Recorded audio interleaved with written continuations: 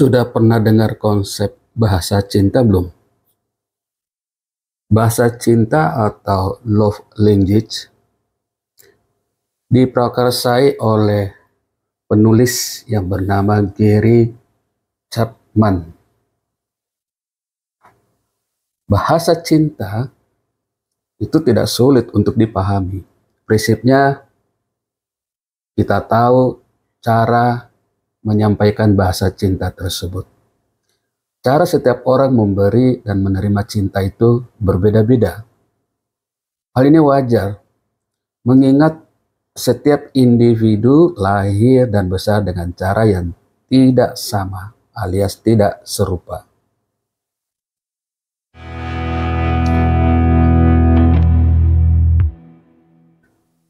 Dengan paham pada bahasa cinta, kita, Anda, pasangan kita, pasangan Anda, maka hubungan akan berjalan lebih langgeng.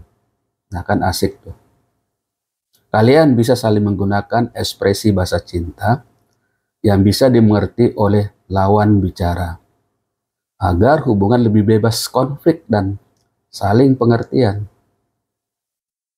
Yuk, biar dinamika hubungan maksimum, kita coba bahas lebih jauh seperti apakah bahasa cinta tersebut.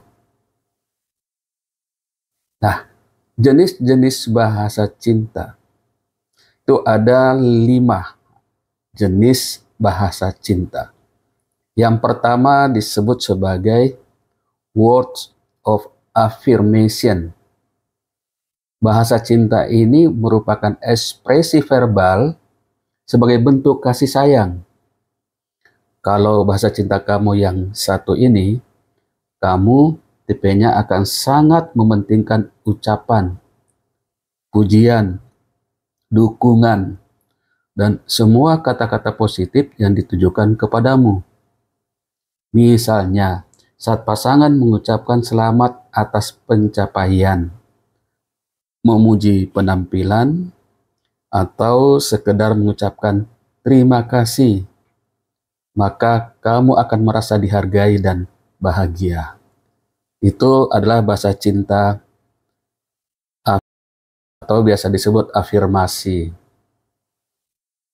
Nah, yang kedua, gift. Ketika Anda menerima hadiah, baik berwujud atau tidak berwujud, kamu akan merasa sangat dicintai. Jika ya, maka bisa jadi love language kamu adalah yang satu ini. Kamu sangat senang, sangat bahagia, merasa sangat dicintai bila diberikan sesuatu. Meskipun harganya tidak mahal, tapi bagi Anda itu adalah bahasa cinta. Gifts, bagi mereka yang punya bahasa cinta gifts, jika tidak menerima hadiah atau perhatian tertentu pada saat ada acara spesial, maka ia akan merasa akan sangat tersakiti. Jadi, bagi pasangan hidup yang memiliki bahasa cinta berupa gift, jangan sampai melalaikan hal ini. Karena ketika Anda tidak memberikan bahasa cinta tersebut, dia akan merasa tersakiti dan merasa tidak dicintai. Nah, apakah kamu demikian? Coba pikirkan kembali perasaanmu saat pasangan memberikan sebuah hadiah. Jika kamu merasa diperhatikan, tanpa harus melihat harga benda atau wujud hadiah, maka bisa jadi bahasa cinta kamu adalah gifts. Nah, yang ketiga, act of service, itu melayani. Nah, seperti apakah ini? Jika pasanganmu rela meluangkan waktu untuk membantumu atau berbuat baik hati melakukan suatu hal untukmu, kamu pasti merasa ekstra bahagia. Wah, ini luar biasa nih. Anda lagi capek bekerja, tiba-tiba pasangan Anda datang membantu tanpa diminta. Anda akan merasa sangat bahagia. Ini berarti Anda mempunyai bahasa cinta act of service. Apalagi jika bantuan pasangan datang pada saat yang tepat, seperti saat kamu sedang stres, overload, atau tidak punya waktu. Tawaran dari pasangan seperti membantu pekerjaan, mengurus rumah tangga, dan sebagainya akan membuatmu sangat dihargai. Jika kamu memang suka hal-hal seperti ini, bisa dipastikan bahasa cinta Anda adalah act of service. Jadi, bahasa cinta Anda adalah pelayanan. Nah, berikutnya adalah quality time. Yang namanya quality time tentu dibutuhkan dalam setiap hubungan. Namun, bagi kamu yang bahasa cintanya quality time, kamu sangat mendambakan bisa menghabiskan waktu hanya berduaan tanpa distraksi apapun, tanpa gangguan apapun. Pasangan yang kurang fokus atau jarang perhatian karena sibuk akan membuatmu merasa tersisihkan. Anda merasa tidak dicintai bila pasanganmu tidak ada waktu untuk selalu berdekatan atau bersama-sama denganmu. Jika doi khusus memberikan semua perhatian waktunya, kamu pasti merasa dicintai banget. Nah, jadi hati-hati kalau misalnya seorang anak yang akan disekolahkan ke luar negeri dan sang anak memiliki bahasa cinta quality time, dia akan sedih karena dia akan merasa dibuang dan dia akan merasa tidak dicintai. Itu karena dia punya bahasa cinta quality time. Jadi kita harus pandai-pandai melihat bahasa cinta pasangan kita, anak kita, ya, atau teman kita. Karena kalau kita tidak memahami bahasa cintanya, bisa jadi kita dianggap tidak mencintai atau menyayangi atau menghargainya. Nah, kemudian bahasa cinta berikutnya adalah physical touch. Seperti apakah physical touch ini? Bagi kamu yang love language-nya physical touch, sentuhan seperti berpegangan tangan, pijatan, ciuman, pelukan, atau sekedar duduk sangat dekat akan membuatmu dicintai banget. Ya, dicintai sekali. Jika pasangan jarang memberikan kasih sayang serupa sentuhan, maka kamu akan merasa sendirian dan ragu apakah pasanganmu, apakah orang tuamu benar-benar cinta apa tidak. Nah,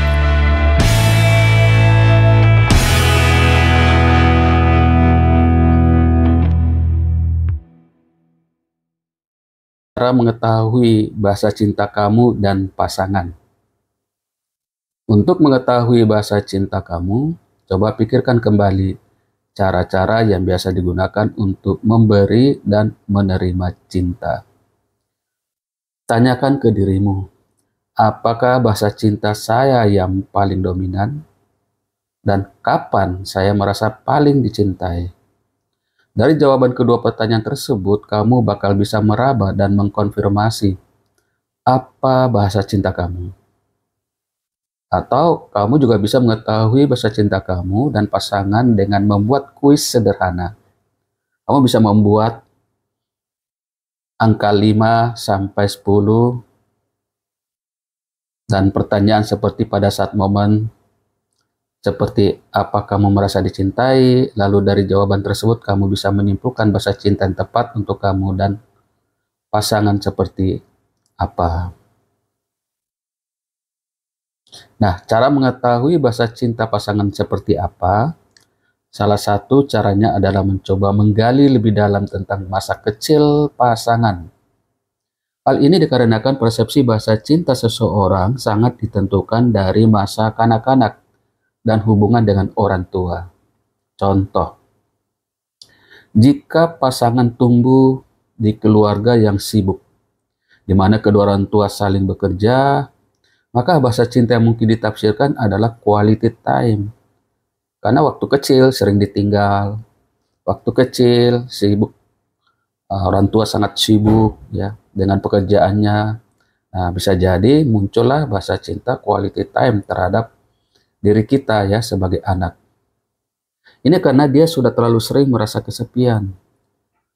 Sejak kecil selalu ditinggal, sehingga dia butuh menerima cinta dalam bentuk perhatian dan waktu ekstra. Atau jika pasangan sering bercerita, jarang menerima hadiah ultah saat kecil, maka pasti doi akan merasa sangat diperhatikan, alias bahasa cinta gifts.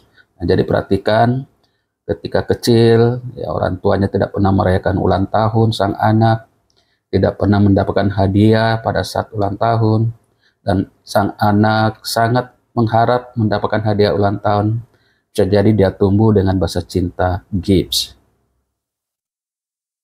Mengetahui bahasa cinta atau love language pasangan juga bisa dilakukan dengan interaksi dan membina hubungan. Melalui komunikasi, melewatkan waktu bersama, dan menjalani berbagai pengalaman, sebaiknya kamu lebih peka dan sensitif mencari tahu bahasa cinta apa yang dia harapkan.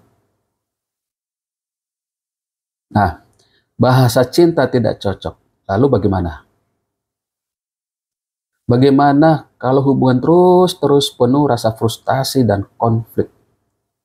Bisa jadi bahasa cinta itu tidak sama, tapi jangan khawatir, hal itu lumrah dan bahkan normal. Pasangan yang secara alami punya bahasa cinta yang sama itu termasuk jarang, dan ini semua datang dari saling pengertian. Dibutuhkan kemauan untuk saling mengerti bahasa cinta masing-masing, supaya hubungan bisa berjalan dua arah. Nah, setelah itu, coba berbicara dalam bahasa cinta ke pasangan Anda. Mungkin ini akan terasa sulit pada awalnya, tapi percaya, hasilnya akan berhasil. Apalagi seiring waktu kalian semakin saling memahami dan semuanya berjalan secara alami. Oke, demikian ulasan bahasa cinta kita kali ini. Ya, terima kasih, sampai ketemu kembali di konten berikutnya.